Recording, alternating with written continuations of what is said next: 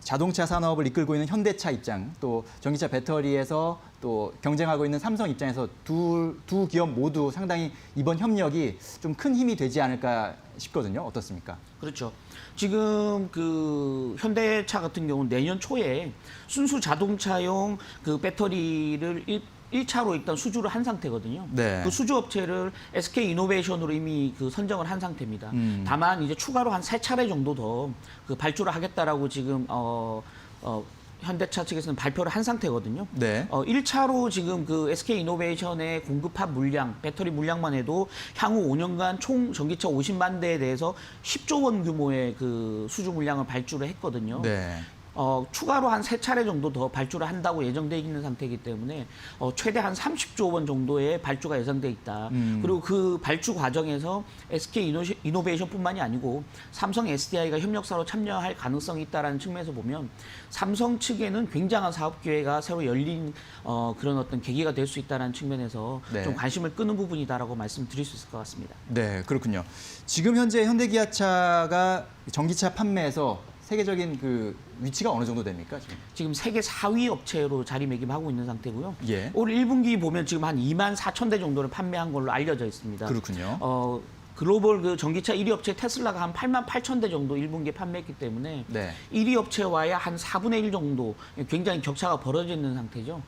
다만 이제 그 어떤 문제가 있냐면 지금 현대 기아차 같은 경우는 뭐 코나 또 니로 네. 이렇게 굉장히 사이즈가 작은 콤팩트 SUV 중심으로 해서 가격이 좀 저렴한 전기차를 주로 공급을 하고 있는 상태이기 때문에 향후에 좀 굉장히 럭셔리한 전기차 또 성능이 굉장히 높은 전기차 쪽으로 라인업을 확대해야 되는 상태거든요. 네. 테슬라 같은 경우는 대당 판매 가격이 거의 1억 원이 넘어가고 있는 상태인데 그렇죠. 현대 기아차의 전기차들은 굉장히 저렴한 브랜드로 주로 자리매김하고 있는 상태이기 때문에 네. 현대 기아차가 앞으로 글로벌 탑티어 업체로 자리매김하기 위해서는 이런 값이 비싸고 고성능 전기차를 만들어야 되고요.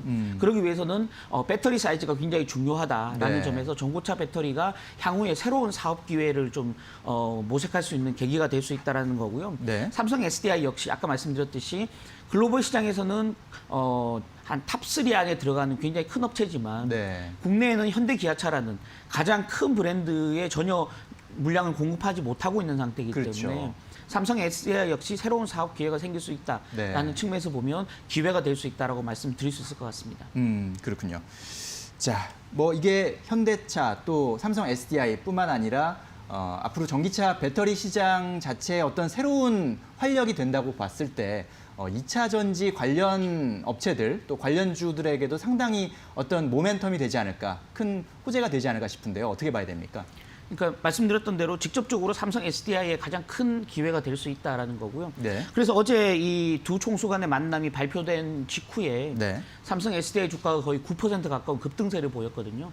향후에 삼성 SDI의 전기차 배터리, 2차 전지 관련 매출이 굉장히 가파르게 늘어날 수 있다라는 측면이 한번 기대를 할 수 있는 부분이고요. 실제 지금 전기차 배터리 시장이 매년 한 30%가 넘는 고성장을 계속 유지하고 있는 상태거든요.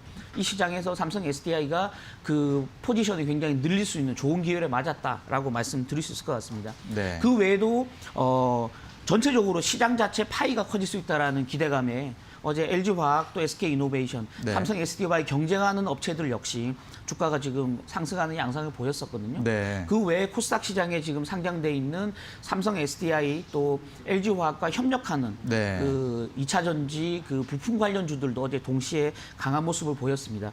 어제 실제 보면 동아기업이 주가가 상한가를 기록했고요. 네. 또 코스모 신소재, 또 에코프로비엠, 또 신흥 SEC 뭐 이런 기업들이 네. 어제 주가가 굉장히 급등하는 양상을 보였었거든요. 향후에 이런 기업들이 삼성 SDI, LG화학의 납품 물량을 굉장히 늘릴 수 있다라는 기대감들이 커지고 있는 상태고요.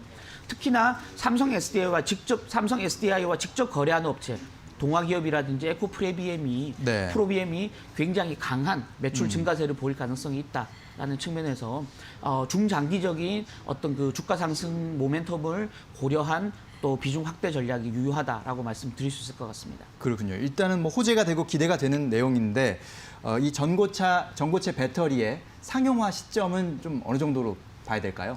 지금 기존의 그 삼성 SDI 또 우리 정부가 내놓고 있는 비전으로 보면 2025년 정도를 상용화 시점으로 얘기를 한 상태거든요. 예. 근데 어제 두 그룹 총수가 만났고 또 기존에 별도로 그 배터리를 개발하고 있던 삼성 SDI와 삼성 종합기술원이 동시에 협력할 가능성이 굉장히 커졌다라는 네. 측면에서 보면 상용화 시기가 2025년보다 굉장히 앞당겨질 수 있다. 그래서 지금 업계에서는 한 2023년쯤이면 상용화 될 수 있지 않을까라는 기대를 하고 있는 상태고요. 이렇게 상용화 시점이 빨라진다 그러면 이 전고차 배터리 부품 업체들의 매출이 증가하는 시점도 굉장히 앞당겨질 수 있다는 측면에서 주가에 반영하는 시점이 굉장히 또 앞당겨질 수 있다는 기대감을 낳고 있는 부분입니다. 그렇군요.